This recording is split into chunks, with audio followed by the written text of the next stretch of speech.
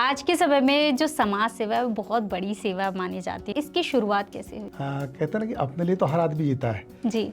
अगर आपके पास कुछ गुण हैं, अगर आपके पास कुछ अच्छा है तो हम समाज को भी देवें। ये जब सोच अपने दिमाग में आई तब हम समाज से जुड़े। समाज सेवा से कुछ परिवर्तन आया है? समाज सेवा से समाज में तो परिवर्तन आता ही है, जी। लेकिन आपकी समाज सेवा देख करके और भी लोगों को प्रेरणा मिलती है। आपको मौका मिले तो आपका पहला कदम क्या होगा? निश्चित रूप से मैं यही चाहूँगा कि ये जो पैसे की जो बर्बादी हो रही इसके ऊपर पूरी तरह से रोक लगाना चाहिए।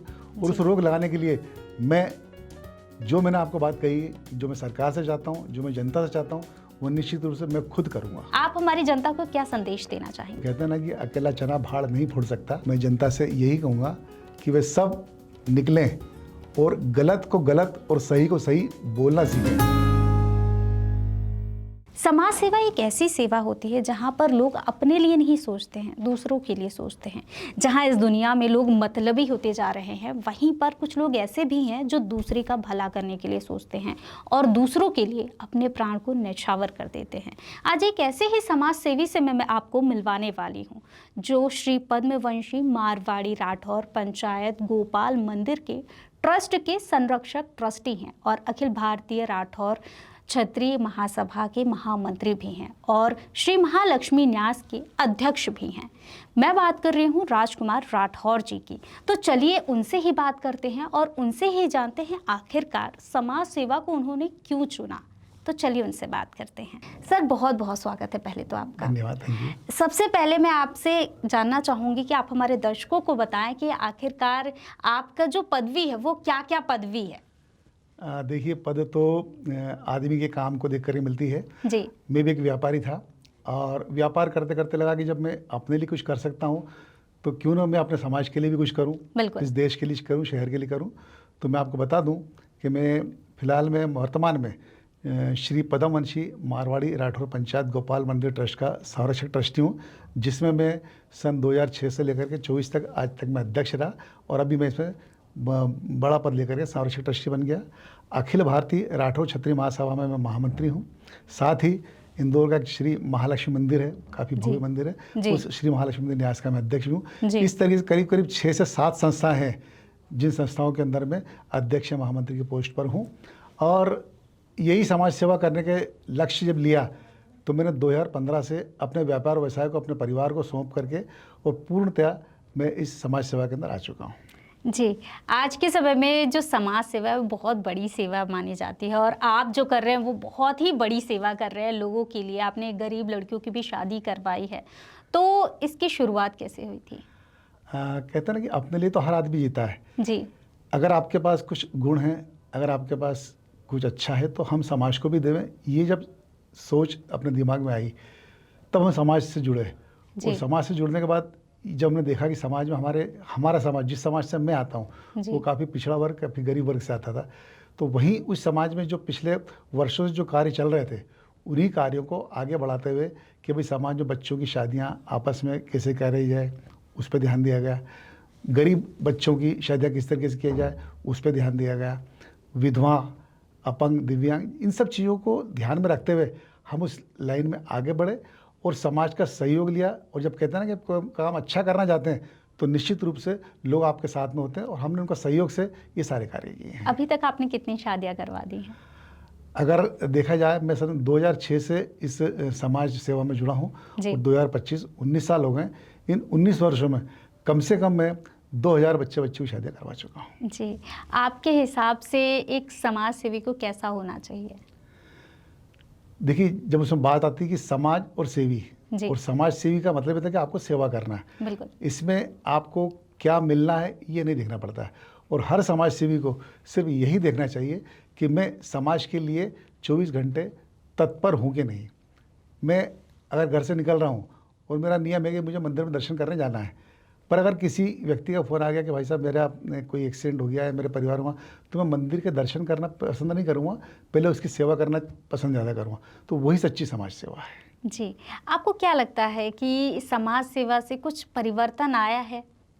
निश्चित रूप से अगर आप समाज सेवा करने चाहेंगे तो समाज सेवा से समाज में तो परिवर्तन आता ही है, लेकिन आपकी समाज सेवा देख करके और भी लोगों को प्रेरणा मिलती है और वे लोग भी समाज सेवा में आते हैं, और जब समाज सेवा आप करते हैं तो निश्चित किसी का भला करते हैं। भला करने से निश्चित रूप से समाज में परिवर्तन आता ही है। जी, बिल्कुल आपने सही बताया कि जिस तरीके से आप कार्यरत हैं, जैसा कि आपने बताया कि इतने सारे लोगों की आपने शादियां भी करवा दी हैं। आपका एक लेख है जो आपने आर्टिकल लिखा है, उसके बारे में भी आपसे बात करना चाहूँगी। आपने ये लिखा था कि पार्षद का बेटा पार्षद बनता है, उनके ही फैमिली वाले जो हैं वो पार्षद बनते हैं। तो ये रीति बहुत टाइम से चली आ रही है, तो इसके लिए आप किसको जिम्मेदार मानते हैं? निश्चित रूप से आज की जो तरीका जो चल रहा है, जिस तरीके का जी। ये एक बहुत ही गलत तरीका है जी। कि राजनीति तो करते हैं सब जी। और राजनीति भी कही जाती है कि राजनीति सेवा है, देश सेवा के लिए हम आते हैं। लेकिन अभी जब से देश आज़ाद हुआ उसके बाद से जो राजनीति चली है उसमें देश सेवा कम, परिवार सेवा और स्वयं सेवा ज़्यादा नजर आती है। बिल्कुल। निश्चित रूप से हम देखते हैं कि अगर कहीं पर भी पार्षद है, विधायक है, सांसद है, मंत्री है, तो जब आगे नए आदमी की बात आती है तो बात सिर्फ हो जाती है कि उनका बेटा, उनका परिवार से, उनका भाई, उनकी पत्नी। तो यही क्यों आज उनके साथ में हजारों, लाखों, सैकड़ों कार्यकर्ता काम करते हैं, तो वो ही इनको पार्षद, नेता, मंत्री बनाते हैं। लेकिन जब बात आती है पद की तो वो परिवार में से जाता है। तो मैंने वही लिखा कि भाई इसमें से कुछ ऐसा बनना चाहिए, या तो कुछ नियम ऐसे बनना चाहिए, कुछ कायदे ऐसे बनना चाहिए कि इस चीज़ को हटाया जाए कि भाई एक आदमी ने 5 साल सेवा कर ली, और जब सेवा ही है राजनीति तो निश्चित रूप से सेवा का मौका किसी दूसरे परिवार को मिलना चाहिए। क्या वही परिवार उसकी सेवा करेगा? ये गलत है। जी, बिल्कुल आपने सही बताया।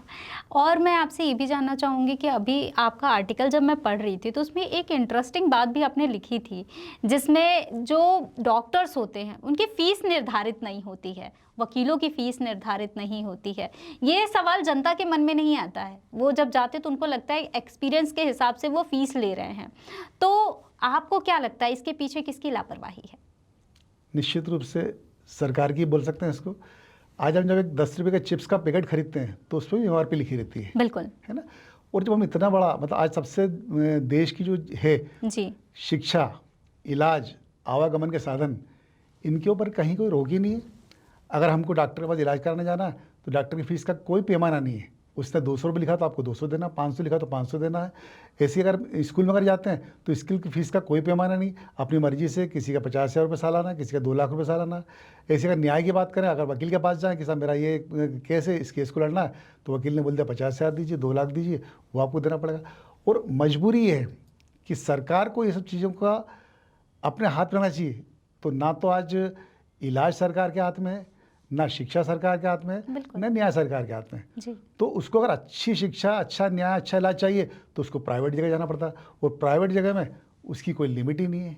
तो ये एक बहुत बड़ा हमारे देश के लिए नुकसान है। और इसी से आज जो हमारा देश जिस तरीके से पिछड़ता जा रहा है, जो किसी मतलब पूरा जिसको बोल सकते हैं लोकतांत्रिक होना चाहिए, लोकतांत्रिक का सिर्फ नाम है, बाकी कुल मिलाकर के मुट्ठी भर लोगों के हाथ में सारी चीज़ें चली गई है। बिल्कुल, ये बहुत बड़ी बात होगी हमारे देश के लिए। तो ये बहुत बड़ी बात है क्योंकि एक गरीब इंसान अफोर्ड नहीं कर पाता है जो चीज़ें, फिर भी उनको अपने इलाज के लिए अगर किसी कानूनी केस में फंस रहे हैं तो उसके लिए बहुत बड़ी फ़ीस देनी ही पड़ती है और जेब उनकी खाली हो जाती है और वो परेशान होते रहते हैं। तो ये कहीं ना कहीं हमारे देश के लिए लूप है। लेकिन आपके हिसाब से इसको ठीक करने के लिए क्या किया जा सकता है? आज हम देखते हैं कई सरकारी स्कूल है जी, जिसमें कई बड़े उद्योगपति या नेता या अफसर उन स्कूलों को गोद लेते हैं। तो मैं तो कहता हूँ कि आप सरकारी स्कूलों को गोद नहीं लें, वे लोग प्राइवेट स्कूलों को गोद लें। प्राइवेट लोगों को जो उनको जो पैसा चाहिए वो प्राइवेट स्कूलों को पैसा दें, वो दानदाता, वो भामाशाह लोग उनको पैसा दें और उनमें उन गरीब बच्चों को उसमें पढ़वाएं ताकि उनकी शिक्षा का स्तर बढ़े। आज इलाज के लिए जिनको सरकारी अस्पताल में जाकर के इलाज कराते हैं वहाँ इलाज मिलता नहीं, वो प्राइवेट का इलाज करा नहीं सकते हैं। तो उनके लिए उस इलाज के लिए वो हॉस्पिटलों को गोद लें, प्राइवेट हॉस्पिटलों को गोद लें। तो ये जो चीज़ें इसको सुधारना है तो उसको इस तरीके से सुधारना पड़ा कि जो अभी तक प्राइवेट स्कूलों को छोड़ करके सरकारी स्कूलों को गोद ले रहे हैं या सरकारी अस्पतालों को गोद ले रहे हैं, बजाय कि प्राइवेट हॉस्पिटलों, प्राइवेट स्कूलों को गोद लेकर के उसको उस चीज़ का स्तर बढ़ाएं। जी बिल्कुल। अगर जैसे कि अभी नवरात्रि का समय चल रहा है, नवरात्रि के समय में हर जगह पंडाल लगाए जा रहे हैं, गरबे महोत्सव हो रहे हैं, लाखों खर्च हो रहे हैं। अभी आपने देखा होगा 300 करोड़ का पंडाल बना हुआ है, एक बहुत बड़ा अमाउंट हो जाता है। अगर हम यहाँ पर अगर बात कर रहे हैं जनता के लिए, तो कहीं ना कहीं अगर ये पैसे जनता के लिए लगते तो क्या जनता का भविष्य और हमारे देश का पूरा भविष्य बदल नहीं सकता था इससे? देखिए, हमारा देश कहते हैं ना त्योहारों का देश है जी। यहाँ हर 8 दिन में कोई नया त्यौहार आता है और उस त्यौहार के नाम पर हम लोग हजारों लाखों करोड़ों रुपए खर्च करते हैं जी। लेकिन हमने ये नहीं सोचा कि इतना खर्च करने के बाद हम पाते क्या है। बिल्कुल। क्या सिर्फ भंडारा, एक टाइम का भोजन, तो क्या हम इसी के लिए पैदा हुए? आज ये जितने भी लोग करवा रहे हैं कार्यक्रम, अभी इंदौर शहर में चल रहा है विश्व का सबसे बड़ा पांडाल 300 करोड़ रुपए का। जी। मैंने वहाँ गया, अवलोकन किया। 300 करोड़ के पांडाल में थर्मोकोल के मंदिर बने हुए हैं, थर्मोकोल की मूर्तियाँ बनी हुई, लेकिन ये हम जनता के साथ एक खिलवाड़ कर रहे हैं। जनता के साथ में एक भावनात्मक रूप से उनको अपन ब्लैकमेल कर रहे हैं कि जनता वहाँ आ रही है 300 करोड़ पर, ये 300 करोड़ पर 10 दिन में जाके ख़त्म हो जाएगा। 10 दिन बाद वो पांडाल, वो जो थर्मोकोल का मंदिर है, वो पूरे मिट्टी मिल जाएंगे। बिल्कुल। तो ऐसा कब तक चलेगा और क्या कर रहे हैं? इसको करके हम क्या हासिल कर रहे हैं? अगर यही 300 करोड़ का एक स्कूल, एक प्राइवेट हॉस्पिटल अगर बना के देते तो शायद वो आजीवन जनता के काम आता। जी। ये 9 दिन में ख़त्म हो रहा है उस चीज़ को। जी। तो हमारे गणेशोत्सव, नवरात्रि, जन्माष्टमी, इसके नाम पर इतने त्यौहार बनते हैं, इस त्यौहार पर करोड़ों रुपए खर्चा होता है। उसके नाम पर करोड़ों के बैनर लग जाते हैं, होर्डिंग्स लग जाते हैं, विज्ञापनों में नेताओं के फोटो आ जाते हैं। तो मुझे तो ऐसा लगता है कि ये सब चीज़ें सिर्फ नेता, बाहुबली लोग सिर्फ अपना नाम करने के लिए, पैसा निश्चित रूप से उद्योगपतियों से, आम जनता से चंदे के रूप में लिया जाता है और नाम और फोटो बैनर पे जो लगते हैं वो निश्चित रूप से नेताओं के, बाहुबलियों के लगते हैं। तो वो अपना नाम करने के लिए इसके कार्यक्रम जो करवाते हैं, ये निश्चित रूप से जनता के पैसों की बर्बादी है और जनता के पैसों की बर्बादी न करते हुए इस पैसे का ऐसा उपयोग किया जाए जिसको जनता हमेशा यूज़ करके उपयोग कर सके इस चीज़ का। जी, जैसा कि आपने ये बताया कि पैसे बर्बाद किए जा रहे हैं देश का, तो आप भी जाते होंगे तो देखते होंगे कितनी गरीब महिलाएं सड़कों पर हैं, बच्चे सड़कों पर घूम रहे हैं, या फिर जो बच्चियां हैं वो भीख मांगने को मजबूर हो जाती हैं अपना जीवन यापन करने के लिए। बहुत सारी चीज़ें हैं। अभी बिहार में बाढ़ आया, उसके लिए भी कोई नहीं जा रहा है। स्थिति खराब होती जा रही है दिन प्रतिदिन। तो क्या आपको नहीं लगता कि एज अ समाज सेवी आपको ऐसा लगता है कि ये सारी चीज़ें करके जो मेन मुद्दे हैं उसको भटकाया जा रहा है उससे? निश्चित रूप से जब हम देखते हैं कि कहीं पर जब सूखा पड़ता है तो खाने को नहीं मिलता, बाढ़ आती है, घर के घर बिल्कुल ताश के महल जैसे ढह जाते हैं जी। तो वहाँ आवश्यकता है उन चीज़ों की, उस पैसों को वहाँ उस जगह लगाने की आवश्यकता है। सरकार अपनी तरफ से क्या कर रही है? सरकार सहायता दे रही है, वो ठीक है, लेकिन जो हम लोग प्राइवेट रूप से जिस तरीके से जो हम पैसे का बर्बादी कर रहे हैं, उस पैसे को अवेयर कर अगर मान ली उस जगह अगर लगाते हैं तो निश्चित रूप से देश की आर्थिक स्थिति मजबूत होगी और सरकार को उस जो आर्थिक बोझ पड़ रहा उसमें सहयोग करने में सरकार की मदद करेंगे। तो हमको इस चीज़ पे ध्यान देना चाहिए, ना कि ये आडम्बर जो दिखावा कर रहे हैं हम लोग, पंडाल लगाना, शोबाजी करना, होर्डिंग बनाना, ये सब नहीं होना चाहिए। जी, आपके हिसाब से इसको ठीक करने के लिए सरकार को क्या कदम उठाना चाहिए और जनता को कितना जागरूक होना चाहिए? क्योंकि अगर जनता जागरूक नहीं है तो मतलब कुछ भी पॉसिबल नहीं है। देखिए, सरकार को तो अपना काम करना, वो अपने हिसाब से कर रहे हैं। और सबसे बड़ी बात जो आपने कही जनता, जी, तो ये जो आज जो हो रहा है इसका सबसे बड़ा कारण है कि जनता हमारी सो रही है। बिल्कुल। और जनता जब तक नहीं जागेगी, जब तक कुछ नहीं होगा। कहते हैं ना, जनता तब जागती है जब उसके ऊपर अति जाती है, और शायद ये अति हो रही है। जनता जागेगी, जनता इसका जवाब भी मांगेगी, लेकिन जनता जागे उसके पहले सरकार को ही जाग जाना चाहिए और सरकार को कुछ ऐसे कड़े नियम, ऐसे कठोर नियम बनाना चाहिए कि उस तरीके की, जिस टाइप की पैसों की जो बर्बादी हो रही उस पैसे को कहाँ किस तरीके से ठीक तरीके से लगाना चाहिए, इसके ऊपर सरकार को ध्यान देना चाहिए। सरकार को ऐसे कड़े नियम बनाना चाहिए कि जिस तरीके से जो पैसे की बर्बादी हो रही वो पैसे की बर्बादी ना हो और ये पैसा जनता के कार्य में लगे। और आज जैसे कि जनता चाहती है हमारा नाम हो, तो गवर्नमेंट को कुछ ऐसे दान तो लाना चाहिए कि वो अगर सरकार को इस तरह की मदद करती है तो उनको प्रोत्साहन देकर के वो उनका नाम करे, वो उनका नाम आगे बढ़ाए, उनके पोस्टर बैनर सरकार लगाए, तो निश्चित रूप से जनता वो पैसा जो प्राइवेट लोगों को दे रही वो सरकार को देगी और सरकार से निश्चित रूप से देश के भविष्य के लिए अच्छा से अच्छा करने की कोशिश करेगी। जी, अगर इस चीज़ को बदलने के लिए आपको मौका मिले तो आपका पहला कदम क्या होगा आपका? निश्चित रूप से मैं यही चाहूँगा कि ये जो पैसे की जो बर्बादी हो रही इसके ऊपर पूरी तरह से रोक लगाना चाहिए। और उस रोक लगाने के लिए मैंने आपको बात कही, जो मैं सरकार से चाहता हूँ, जो मैं जनता से चाहता हूँ, वो निश्चित रूप से मैं खुद करूँगा। जी, बहुत बहुत धन्यवाद कि आपने इतनी सारी जानकारी दी और आपने इतनी अच्छी बात बताई है कि मतलब सच में कहीं ना कहीं ये लूप की वजह से ही हमारा जो देश है वो पीछे रह रहा है। अगर हम कहीं की भी बात कर रहे हैं, बिहार की बात कर रहे हैं और जगह की हम बात कर रहे हैं, तो ये जो लूप है सिर्फ इसी रीज़न से हम पीछे चल रहे हैं। यहाँ पर सभी को साथ में आना होगा, किसी एक के करने, जैसे कि आप समाज सेवी हैं, आपने कई लोगों की मदद की होगी, लेकिन फिर भी आपके करने से नहीं होगा, जनता को भी जागरूक होना होगा। आप हमारी जनता को क्या संदेश देना चाहेंगे? बिल्कुल, कहते हैं ना कि अकेला चना भाड़ नहीं फोड़ सकता जी। अगर मैं समाज सेवा के लिए निकला हूँ तो मैं जनता से यही कहूँगा कि वे सब निकलें और गलत को गलत और सही को सही बोलना सीखें। जब तक आप गलत को गलत और सही को सही बोलना नहीं सीखें, तब तक वो बात जनता के बीच पहुंचेगी नहीं और जनता उसकी बात सुनेगी नहीं। आज कई लोग ये हैं, चाहते हैं कि ऐसा हो, लेकिन सिर्फ ये सोच के चल रहा कि हमें क्या करना, हमारी दुकान तो चल रही है, हमारी रोटी तो चल रही है, बाकी जाए बाहर, और उसी चक्कर में आज हम लोग पिछड़ते चले जा रहे हैं। तो वहाँ मैं जनता से ही कहना चाहूँगी, हर आदमी को अब जागना होगा, उठना होगा और अपने लिए तो लड़ना ही है, पर हमको पूरी समाज के लिए लड़ना होगा। समाज में क्या कुरीतियाँ हैं, समाज के लिए क्या चीज़ गलत है, उसके खिलाफ आपको बोलना पड़ेगा।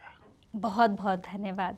तो अभी हमने इनसे बात किया, सर से बात किया, जाना कि कितनी सारी प्रॉब्लम्स जो है लोग आज फेस कर रहे हैं, लेकिन फिर भी कहीं ना कहीं जनता के जागरूक ना होने की वजह से जनता ये प्रॉब्लम जो है फेस कर रही है।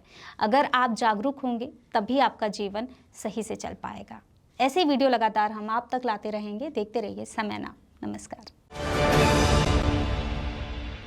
प्योर श्योर दूध और घी, माँ के प्यार सा, मिलावट से दूर, भरोसे से भरपूर, प्योर भी श्योर भी।